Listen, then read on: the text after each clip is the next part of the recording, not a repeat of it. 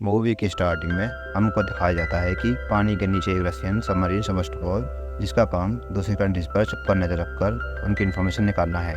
उस सबमरीन में एआई है जिसकी वजह से वो पानी में छुपे रह पाते हैं। एआई को एक्टिवेट करने पर वो एग्रेसिव हो जाता है और वजूद बन जाता है। सबमरीन के रडार में पायलट से एक अमेरिकन सबमरीन डिटेक्ट करता है। वो अमेरिकन सबमरीन रशियन सबमरीन पर अपना टॉर्पेडो लॉन्च कर देती है।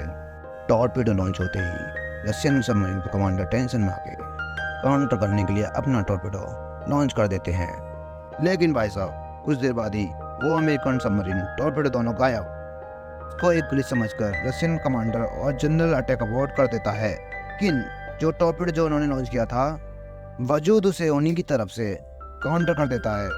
लेकिन भाई साहब रशियन उसे डीएक्टिवेट करने की कोशिश करते हैं पर वजूद उसे हैक कर चुका होता है। सबमरीन के छींटे उड़ जाते हैं और सभी रशियन मारे जाते हैं और जिस चाबी से वजूद एक्टिवेट होता है वो उन कमांडर के गले में ही लटकी रह जाती है।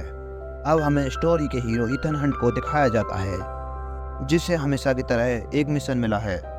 इस बार उसे मिशन एक कुरियर के थ्रू मिलता है। मिशन में उसे 2 चाबी ढूंढनी थी तो जो ऐसी चीज को खोल सकती है जो दुनिया का विनाश कर सकती है। उनमें से एक चाबी ईथन की दोस्त एल्सा के पास है और एल्सा अभी अरब के रेगिस्तानों में थी। ईथन को वार्निंग दी जाती है कि अगर वो पकड़ा गया तो आईएमएफ उन्हें साफ नकार देगा। इसलिए ईथन अरब के रेगिस्तानों में पहुंच जाता है। वहां अरब टेररिस्ट उस पर हमला कर देते हैं लेकिन ईथन उनसे बच जाता है और चाबी का एक हिस्सा मिल जाता है। अब दूसरे सीन में कुछ सरकार के ऑफिशियल लोग उन चाबियों के बारे में बात कर रहे होते हैं। वो जानना चाहते थे कि उन चाबियों से क्या खुलता है। इन गवर्नमेंट ऑफिसर में केट्रिज भी था जो आईएमएफ का हेड था। वहाँ गवर्नमेंट ऑफिसर के बीच में एक यूजिन नाम का आदमी उनकी बातें सुन रहा था। बातों ही बातों में पता चलता है कि केट्रिज ने ही एल्सा को मरवाने के लिए उन टेररिस्ट को भेजा था।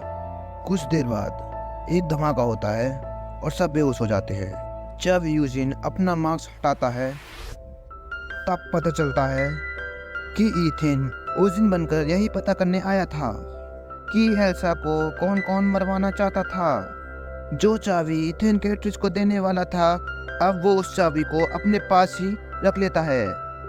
ईथन उस गवर्नमेंट फैसिलिटी से केट्रिज का फेस मास्क पहनकर एस्केप कर जाता है।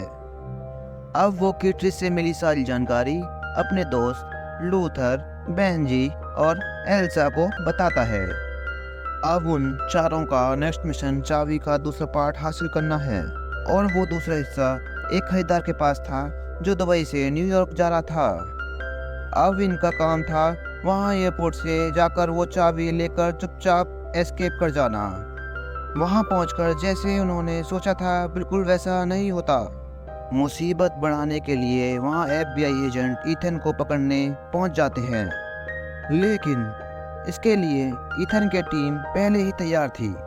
लूथर और बेंजी एयरपोर्ट के कैमरा को हैक करके ईथन का फेस अलग अलग लोगों पर लगाकर एफबीआई को गुमराह करते हैं। लेकिन जैसे ही ईथन उस चाबी को खरीदार से चुराने के लिए जाता है तभी उसे पता चलता है कि एक ग्रेस नाम की चोर ने उस चाबी को चुरा लेती है। ईथन उसका पीछा करता है।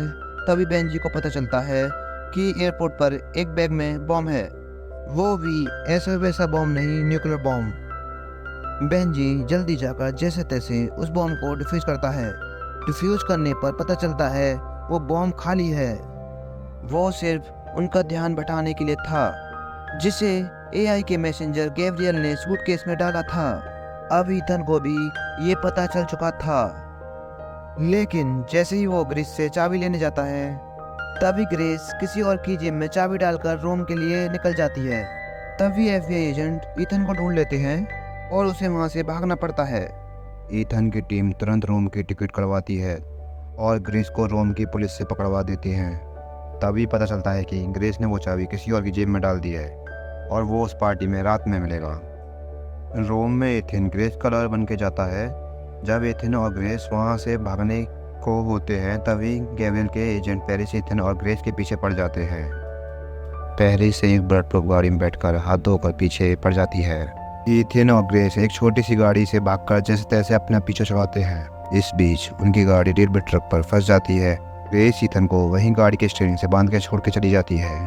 सामने से आती हुई ट्रेन से ईथन जैसे तैसे बचता है। ईथन और उसकी टीम चाबी लेने के लिए उस पार्टी में चली जाती है। पार्टी में पहुंचकर उन्हें वहाँ व्हाइट विडो भी मिलती है। व्हाइट विडो एक आर्म डीलर और एक माफिया है जिसके पास चाबी का दूसरा हिस्सा है। हाँ, एआई का मैसेंजर गैब्रियल भी आया हुआ था। ग्रेस वो चाबी व्हाइट विडो की भाई की पॉकेट में डाल देती है ताकि वो चाबी चेकिंग के दौरान वो मिले ही ना। गैब्रियल को उसका एआई बताता है कि उन्हें वो चाबी कल दोपहर 12 बजे रेलवे स्टेशन पर मिलेगी। ईथन इतनी परफेक्ट कैलकुलेशन सुनकर हैरान था। अब चाबी पाने के लिए बहुत लड़ाई होती है और इस बीच एल्सा को गैब्रियल जान से मार देता है। अभी तक ईथन सिर्फ आईएमएफ के लिए चाबी हासिल करना चाहता था, लेकिन अब वो गैब्रियल से बदला लेने के लिए चाबी हासिल करेगा और वो इस चाबी को किसी गलत हाथों में लगने नहीं देगा।